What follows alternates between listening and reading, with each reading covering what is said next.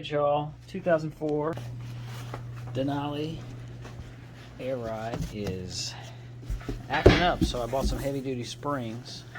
So we're going to attempt to get these springs in the back. So I have taken off the back wheels, taken off the ride height sensor. It's this one, what was it?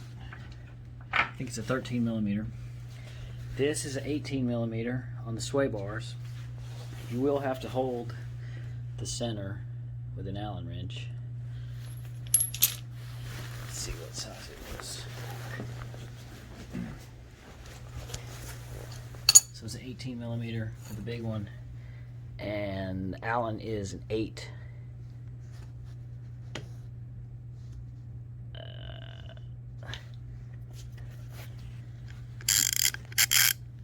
No, it's a 6 millimeter Allen bolt to hold in the middle, and then this will just swing down out of the way. So now I need to take these shock bolts out, and I think it's 21 millimeter.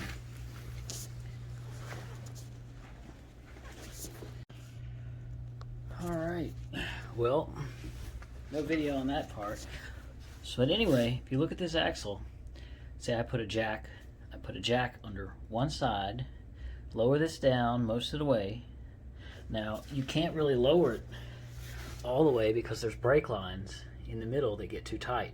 You cannot lower the whole axle without putting all the weight on the brake lines.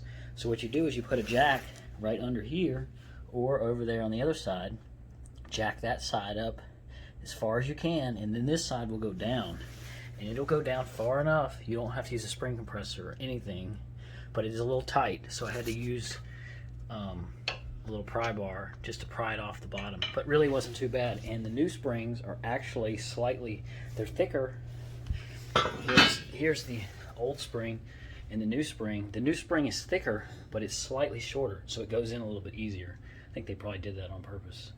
But with it sagged down like this, you can pop the new spring in, and you'll have to let down on the other jack, and then that'll bring this side up, and then you'll be able to put the I only undid the bottom of the shock on each side. I undid this line for the it looks like ABS sensor, and then I did undid the sway bar, and that's it. No spring compressor or anything, so that'll be kind of sweet. Let me see if I can get it back together. Alright, I got her up there.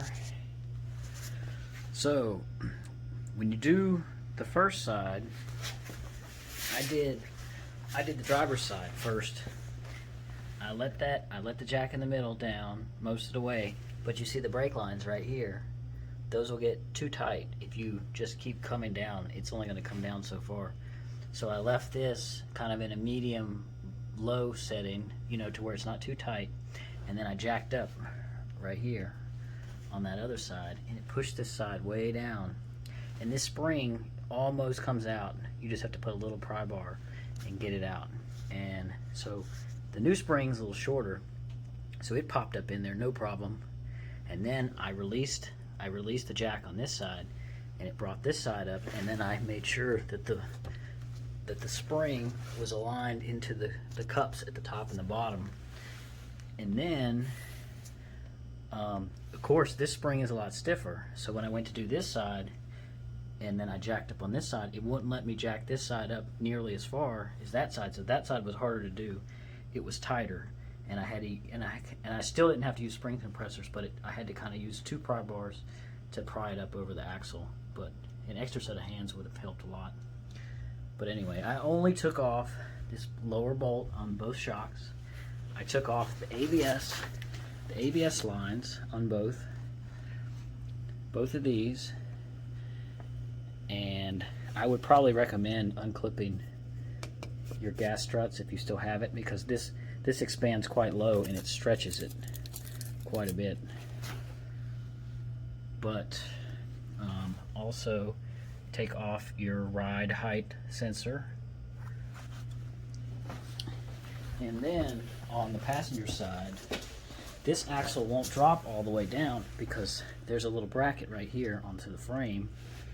I think that's a 13 millimeter. This parking brake cable will keep this axle from dropping enough. So I had to jack it back up because this was getting tight. That way I could get this axle down just a little bit more, and then I popped the new springs in. And the rubber things at the bottom were giving me a fit. So I just used a little bit of electrical tape to hold them on, so they kept falling up out of the way.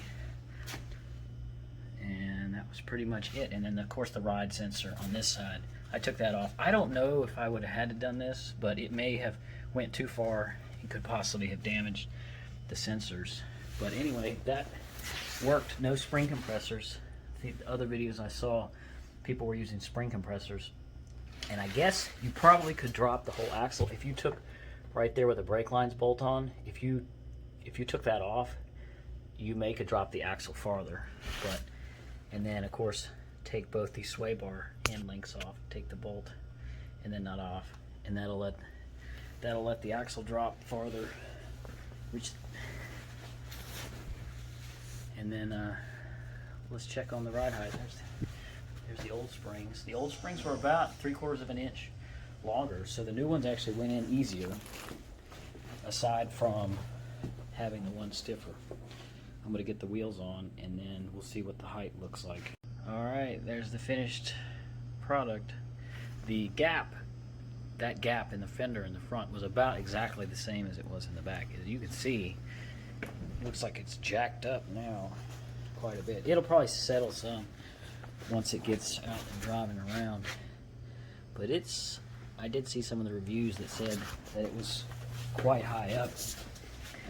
And it looks about the same on this side. See the gap in the front, the gap in the back. But at least this will have it riding at a normal height when I tow, even if the airbags are not working properly. There's a look at the finished spring. This side, that side.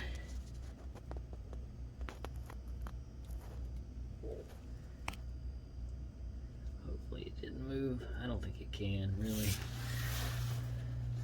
But so these big bolts on the shocks, I held one side with an adjustable wrench, locking adjustable wrench, and it was 21 millimeters. The sway bar end links were 18 millimeters, and the center is an Allen wrench, 6 millimeter. The lug nuts are 22 millimeters. You torque those to 140 foot-pounds, and you need a flat screwdriver to disconnect the ABS lines. There's 2 grommets on each one.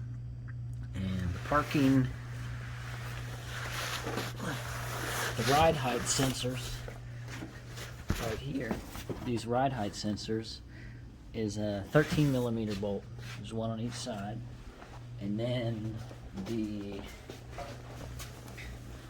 this hanger right here for the parking brake line is 13 millimeters too. And then on this other side, I did have to disconnect this line to the airbag, even though I guess technically it won't be working anymore. But if I ever get the airbags fixed, it'll just have stiffer springs. The airbags won't have to do much. But anyway, thanks for hanging out. See y'all later.